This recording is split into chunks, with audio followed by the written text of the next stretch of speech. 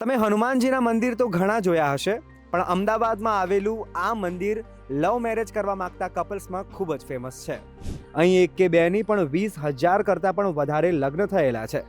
એવી માન્યતા છે કે અહીં ફેરા ફરનારા દંપતીના સુખી લગ્ન જીવનની જવાબદારી દાદા પોતાના માથે લઈ લે છે. તો ચાલો આજે હનુમાન જયંતીના પાવન અવસરે તમને દર્શન કરાવીએ લગનિયા હનુમાનજીના.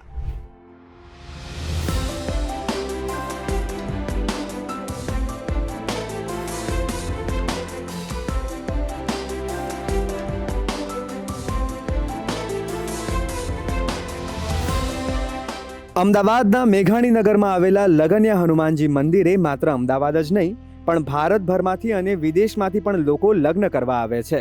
કહેવાય છે કે અહીં લગ્ન કરવાની પ્રથા ગુજરાતમાં આવેલા વિનાશક ભૂકંપ પછી શરૂ થઈ હતી. એ ભૂકંપ આવ્યો એના પછી શહેરની તમામ કોર્ટને મેઘાણીનગર વિસ્તારમાં ખસેડવામાં આવી હતી. ત્યારે અહીં હનુમાનજીનું નાનકડું મંદિર હતું, જ્યાં લગ્ન કરવાની પરમિશન લેવા વકીલોએ કોર્ટમાં અરજી કરી હતી. આ મંજૂરી મળી જતા મંદિરમાં લગ્ન થવા લાગ્યા ને આજે એ આંકડો 20,000 ને પાર પહોંચી ગયો છે. આવે છે અત્યારે કપલો બધા એ જ પ્રોબ્લેમો ઘણા છે. લગ્નમાં કેટલાક શું છે, કુંડળીમાં શનિ મંગળ આઠમે મંગળા હોય કે એને હોય તો એને અમે માર્ગદર્શન આપી પીપળાના ઝાડે 2 અગરબત્તી દીવો કરી ઓમ નમઃ શિવાય બોલાવીને 7 ફેરા ફરાવીએ છીએ અને 5 સોમવાર કરે એટલે એનું એ બધું કુંભ લગ્નનું પૂરું થાય ને એમના લગ્ન ગોઠવાઈ જાય 2-3 મહિનામાં ને એ રીતે થાય છે.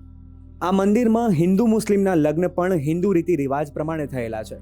એટલે કે લગનિયા હનુમાનજી દાદાના દરબારમાં કોઈ પણ ધર્મ કે જાતિનો ભેદભાવ નથી. આ મંદિરના દ્વાર 24 કલાક દિવસ રાત પ્રેમી યુગલો માટે ખુલ્લા છે. આ મંદિર જય શ્રી દાદા હનુમાન ચેરિટેબલ ટ્રસ્ટ દ્વારા સંચાલિત છે.